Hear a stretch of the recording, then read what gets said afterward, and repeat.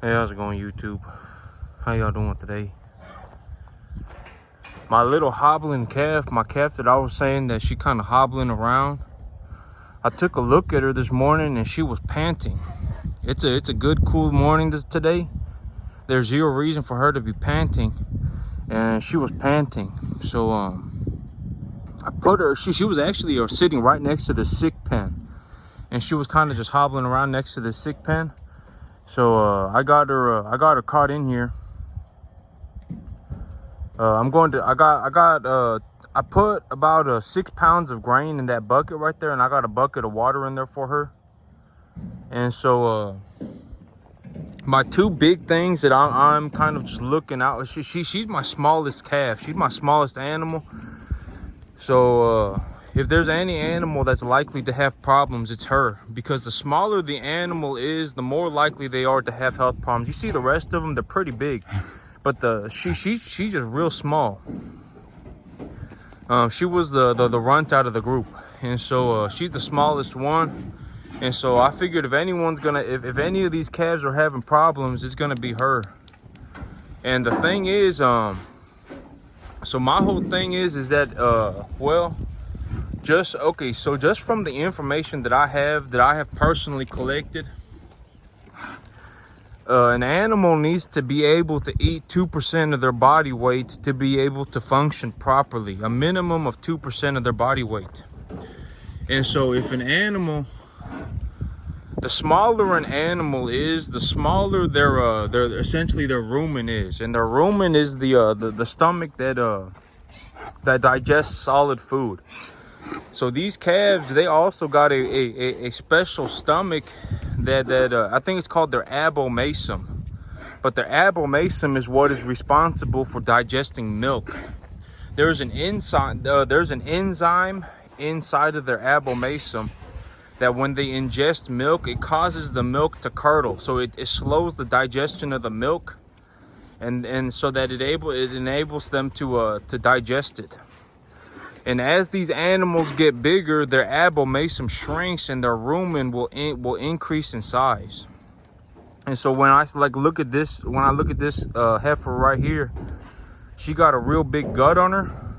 That's her rumen.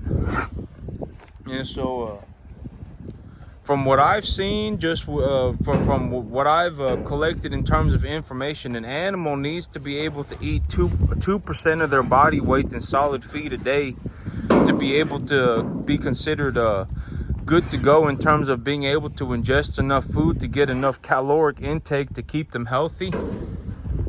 And so this animal over here, she's so small that my first thing that I'm going to keep an eye on her for is to make sure that she is eating 2% of her body weight a day in food.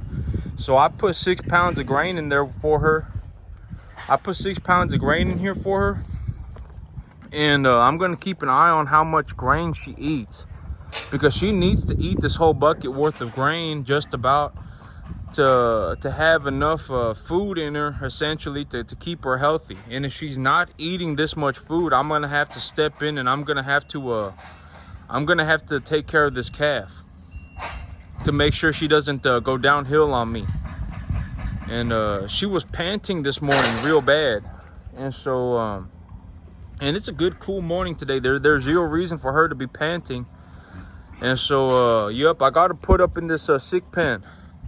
And if I need to, my first thing is I'm going to keep an eye on her to make sure that she eats enough food. And if she isn't eating enough food, I'm going to take her temperature. And if her temperature is high, I'm going to wait until this evening, and I'm going to see how much food she's eating. And if she's not eating enough food, I'm going to take her temperature. And if her temperature is high, I'm going to give her a shot of antibiotics. And then I need to see, she's got enough gut fill on her. Like when I look at her gut, like when I look at an animal that drinks milk, usually their gut is real sucked in. They won't have these big guts on them because they just don't have the volume of food in their system to expand their gut like that. And so when I look at this calf, I would think that she got enough gut fill on her to have enough feed in her, enough solid food in her to keep her healthy. But I'm like, maybe she has BRD. And I may actually just go ahead and well, I'm gonna see what I'm gonna do. I may have to. I'm gonna leave her in the sick pen for a little while. I'm gonna leave her in the sick pen until she shows signs of being better. But I do think I do have an animal with a BRD here potentially. And if she has BRD, I need to get on it very quickly, because I actually picked up on her BRD symptoms yesterday. If she is actually having BRD, I recognized that something was going on with her yesterday. And so if she does end up having BRD, today's actually her second day of infection. And if today's her second day of infection, she could be dead by day 5.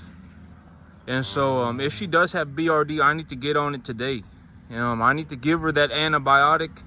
I may need to potentially give her an electrolyte solution to get some vitamins in her, and I'll have to see what needs to be done.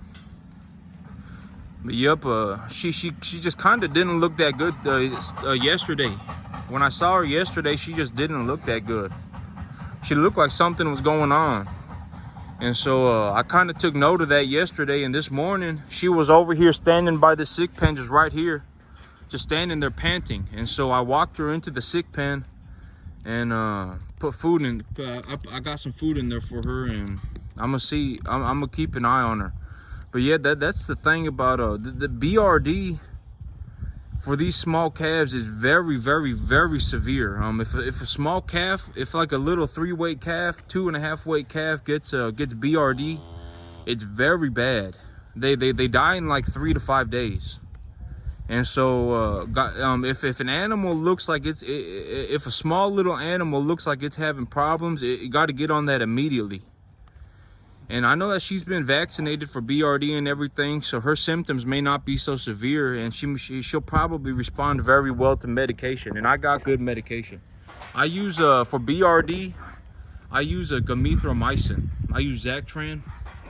And yep, for pink eye, I use oxytetracycline, and she's also showing signs of having pink eye.